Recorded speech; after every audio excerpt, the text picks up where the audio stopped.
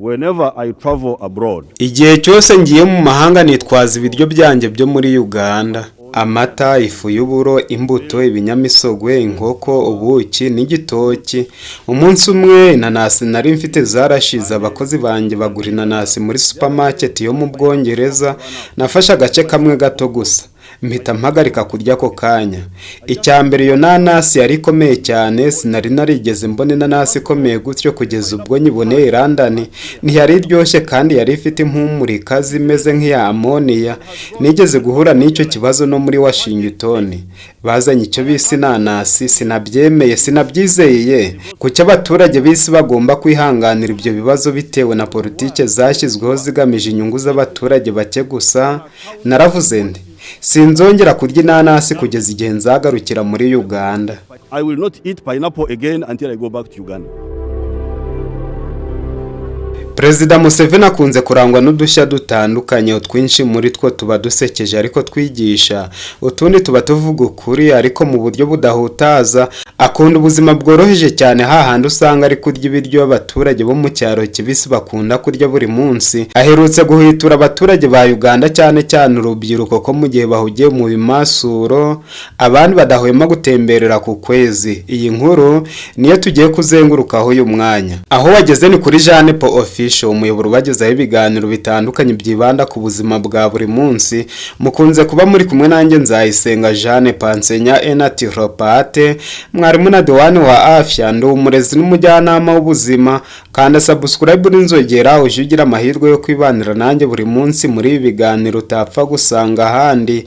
Uhereye umwanya uzajya usangizwa ikiganiro twaguteguriye uwo mwanya. Perezida wa Uganda Yoweri Kaguta Museveni yagaragaje ko hari ibihugu byateye imbere ku buryo bifite ibikorwa bifatika birimo kujya ku kwezi, mu gihe abanya-Uganda bo bahugiye mu byo kumansura. Yatanze urugero ku bahanga barimo Abanyamerika baherutse mu butumwa ku kwezi bwa Artemis 2, akibaza impamvu abanya-Uganda bo batajyayo. Ibi yabitangaje ku wa 8 Mata 2026, avuga ko hari ibihugu byateye imbere mu nguni zose, by'umwihariko agaruka ku ngabo za Leta Zunze Ubumwe za Amerika zifite ibikorwa ku butaka, mu kirere, mu mazi no mu isanzure. Yagize ati ubu tuvugana icyogajuru cya Amerika kiri kuzenguruka ukwezi, twe turi hano nka nkwanzi turya makaroni. Ibi bintu biteye ubwoba. Ni gute Uganda yagira ibikorwa bya gisirikare mu mazi? Nta nubwo twegereye amazi, ariko n'abayegereye ntabyo bafite, ahubwo bafite ubwato buto bwo mu mazi. Museveni yavuze ko n'abafite ubutaka batabubyaza umusaruro, agaragaza ko hakwiriye ubufatanye bwa politike muri Afurika y'Iburasirazuba. Yakomeje agira ati natwe dukeneye kujya mu nyanja, ntabwo mvuze ngo tujye kurwana n'abandi bantu, ariko dukeneye kujya mu nyanja tukamenya ibiberamo.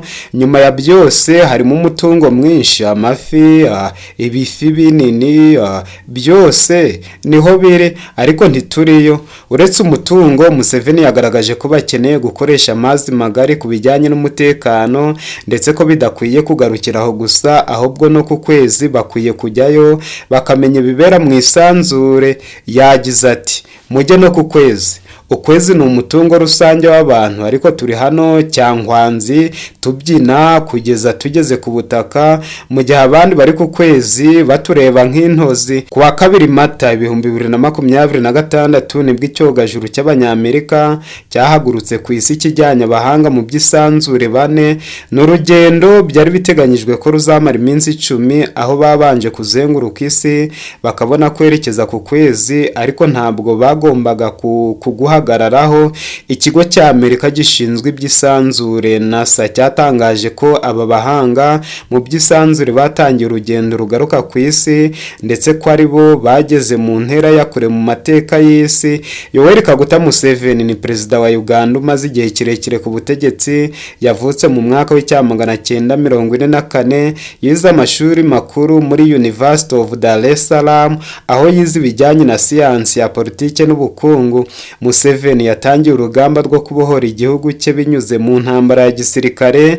Ayobora umutwe wa NRA, National Resistance Army, kugeza afashe ubutegetsi mu cya 1986. Mu buyobozi bwe yashyize imbaraga mu kugarura umutekano no kuzamura ubukungu bwa Uganda, nubwo yanakunze kunengwa ku bijyanye no kuguma ku butegetsi igihe kirekire n'ibibazo bya demokarasi. Azwiho gukunda imyitozo ngororamubiri, kurya ibiryo byoroheje cyane cyane bikomoka ku bimera no kubaho ubuzima bworoheje. You see, you people from other parts of the world, you don't know these Ugandans. You see them there, you don't know how complicated they are. Some of these people are spoiled by nature. Uganda is so nice. Even if you are a fool, you can survive here. In other parts of the world, if you are a fool, you die. And the matter is resolved. But here, people don't work. They just go and stay with I'm going to see my relatives. See them what? Are they sick or what? He just goes and stays eating free things. Then after 3 months, then he goes to see other people. They're always doing that. So we have been begging them, please, all of you. And then these economists, World Bank and that group, also come and add to the confusion. They talk of what they call subsistence economy. That there is economy where you are only working for the stomach. But if you work only for the stomach, for eating, how about the pocket? How about the pocket? How about your non-food needs? You cannot believe it. You tell these visitors, please, don't hide from them. Tell them the truth.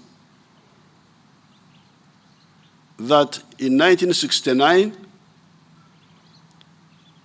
when we had the census, only 4% of the people were in the money economy. Imagine that. Mu ncamake, ubuzima bwa Museveni burangwa n'urugamba rwo kuyobora igihugu cye mu murongo mwiza, gukunda ibyo kurya karemano no kugira uruhare runini muri politike ya Afurika y'Iburasirazuba.